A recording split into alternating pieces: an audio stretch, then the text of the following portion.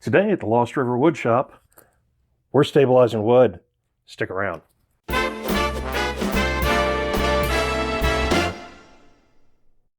Let's take a minute to talk about the process of stabilization. Essentially what you're doing is you're putting wood under a vacuum while it's submerged in resin. During that time period, all of the air will be pulled out of the blanks and replaced with resin once you put it back under atmospheric pressure. One of the things you need to make sure of before you start this process is that the wood you're using is 100% dry. Moisture that comes out of the wood has a tendency to mess up the equipment that's used in the stabilization process, and you want to avoid that as much as possible. So what else is needed to stabilize? First, you're going to need the wood, of course. Second, you're going to need a chamber to put the wood and the resin in that can be sealed and safely put under pressure. The third thing you'll need is a vacuum pump, and that vacuum pump needs to be able to pull full vacuum. So that's 30 inches of mercury at sea level. Your results will vary depending upon where you are height-wise from sea level. You should be between 28.5 to 30 inches of mercury to be able to pull a full vacuum, and you have to sustain that vacuum for a period of time until the bubbles stop coming out of the blanks. So this is my homebrew setup for doing wood stabilization. The vacuum pump I picked up off of Craigslist for about $30. Normally these run in about the $150 range if you pick them up at Harbor Freight. This cactus juice is the resin that I use for stabilization. There are multiple brands available on the market, but this is the one that I use personally.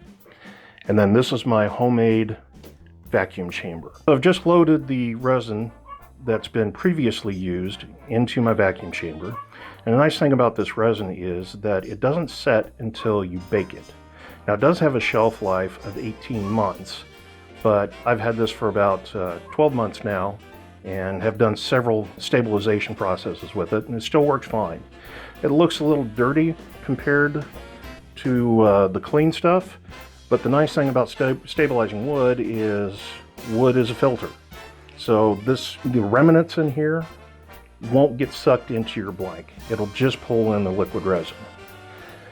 Now the wood does have a tendency to float, so what I have here is some zinc-plated chain that I put on top of the blanks once they're in the chamber to make sure that they stay submerged. So all my wood now has been placed inside the resin and covered with the chains, so it's ready to be put under pressure. So what I'll do here is first turn on the vacuum pump, and then I close the seal, hold down the lid until the seal is made, and then just let it do its thing. And as you can see down here, air is now coming out of the blanks. Now you got to keep an eye on this part of the process, because this resin can have a tendency to foam all the way up to the top of the container. And if it does that, it'll get sucked into the vacuum pump and ruin it. So what you want to do, if it gets that high, is just release some of the pressure. And eventually it gets down to the point of where it's pulling these little champagne bubbles out.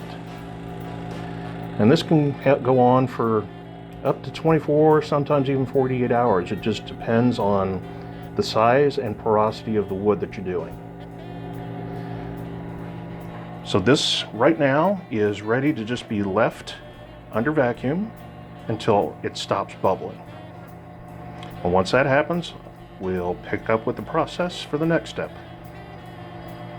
At this point, it's about 72 hours later, approximately, since I put the wood in the resin and put it under vacuum.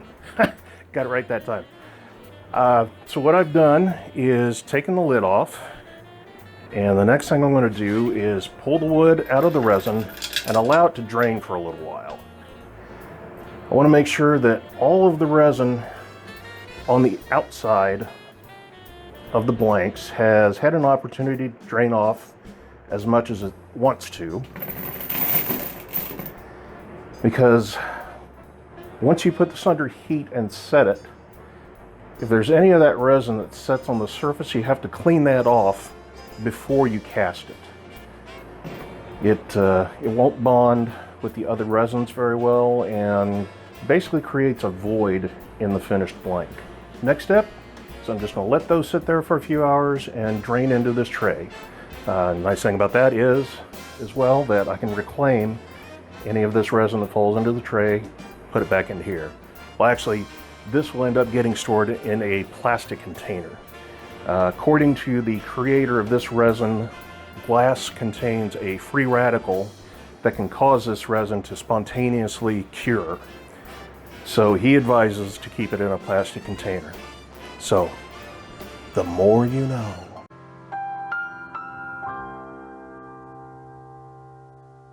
Well, it's been about 3 hours since I pulled the wood out of the stabilizing resin.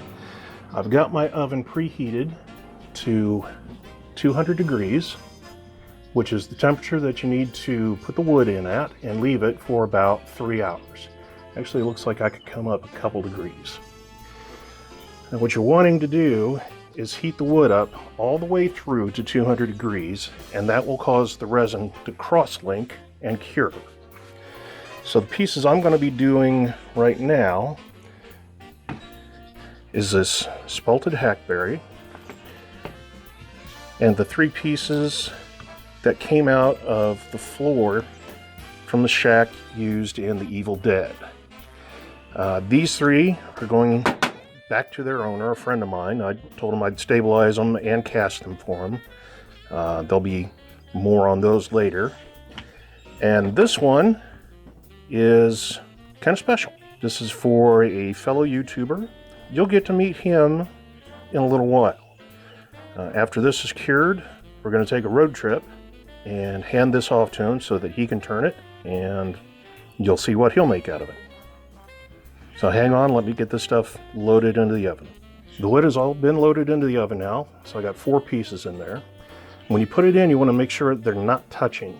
Otherwise, they can get bonded together with the resin as it kind of oozes out of the wood a little bit. Hopefully that won't happen. It will happen if you cure it too hot. If you get into like the 220, 230 range, the resin in the wood will start coming out of the pores and cure on the bottom of your oven. And you just waste the resin doing it that way. So you want to make sure that you're right around 200 degrees Fahrenheit when you cure it. So this is in here now for 3 hours. And once that's done, we'll pull it out and take a look at it. So I just remembered that I forgot to show you guys the blank after it came out of the oven.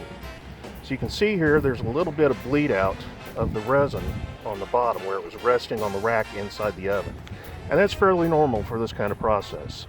If you heat it up too much though, that resin will cake up on the outside of the blank, and you'll end up having to either sand that off or use a dental pick to get rid of it. Oh, and I also wanted to tell you, the weight of this, compared to what it was before, I forgot to measure it before I put it in the resin, but this is at least doubled in weight, if not tripled.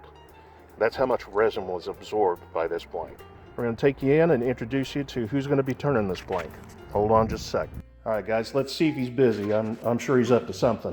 Welcome to the shop. Today I've got a really special project for you. Hey, Michael, how you doing? All right, how you doing, Bob? I'm doing all right, brother. Good to see you. Good to see you. Hey, everybody, this is a buddy of mine, Michael DeWoodturner. Mike is the guy that really helped me out when I got started in casting, and he still spends a lot of time answering questions for me when issues come up with casting. What can I do for you, Mike? What's going on? Well, I've got a little surprise for you. All right. I love surprises. Last time I saw one of your videos, I saw you were doing a bespoke pen. Olive wood, yeah. Out of olive wood, and you were having some trouble with the threads. Okay. And I was wondering what would happen if you used a stabilized blank. Okay. So I took some spalted hackberry that I had and stabilized it for you and brought it over. Wow, thanks a lot. Check this out, guys. A little spalted hackberry. It's about 1 inch by inch by maybe about 8 inches. And that is going to make an interesting pin. So guess what? Today's project just changed. We're going to start working on a bespoke pin out of stabilized hackberry. Thank you, Michael. I appreciate it. My pleasure. Isn't that just cool?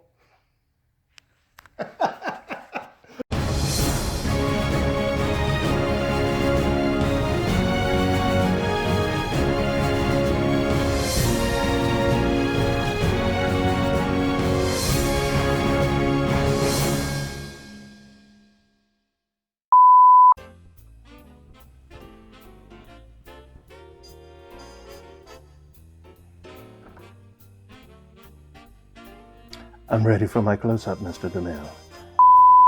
You got to be certain that you want to get into this before, because you're going to dedicate a lot of funds. And there's my neighbor. Let's start this over.